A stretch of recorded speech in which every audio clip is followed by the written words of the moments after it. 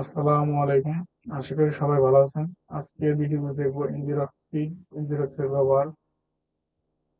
So এনজিরক্স হলো একটি tunnelling tools, যার মাধ্যমে একটি লোকাল সার্ভারকে ইন্টারনেটের মাধ্যমে পাবলিকলি অ্যাক্সেসিবল করা যায়। তো আমরা এটি প্র্যাকটিক্যালি দেখি। তো এটা আমাদের প্রজেক্ট, তো প্রজেক্ট আমি রান করি। অলরেডি এটা রান আছে, তো এটা লোকাল হোস্টে আছে।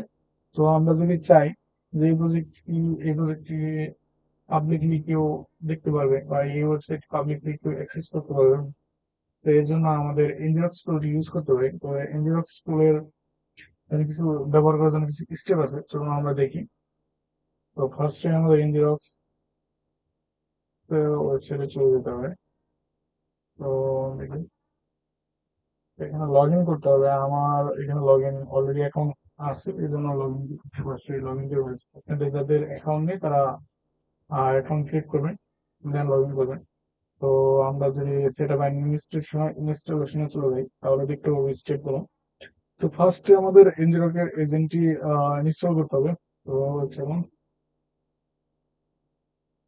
আমার এখানে ইনস্টল করা আছে, আপনাদের এখানে আসলে পরে আপনারা ইনস্টল করবেন। তো দেন তো আমি তারপরে হচ্ছে এনজিরক ওপেন করবো।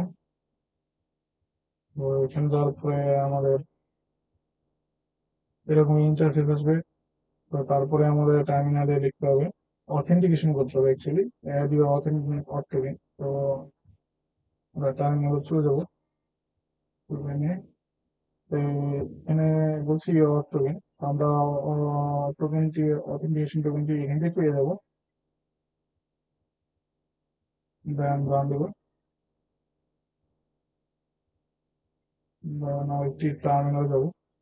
তো আমাদের যে লোকাল পোর্টে আমাদের ওয়েবসাইট রান আছে সেটি নিয়ে নিব।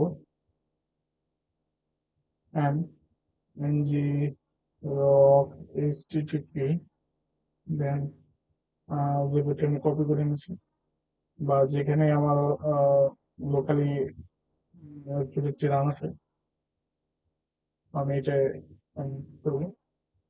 তো এখানে দেখা যাবে যে আমাদের এনজিরক্স একটি ফ্রি পাবলিক ইউআরএল দেবে।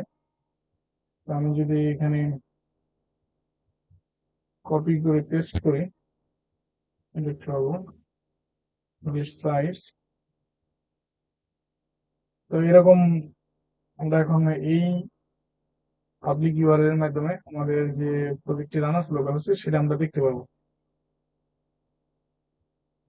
তো এই যদি আমরা এখন অন্য একটি ওয়েবসাইট ব্রাউজারে চলে যাই, সেখানে দেখি। তো এখানে আমরা দেখতে পাচ্ছি এইভাবে আমরা এনজিএলস ব্যবহার করে আমাদের একটি লোকাল হোস্টে প্রজেক্ট পাবলিকলি অ্যাক্সেস দিতে পারি।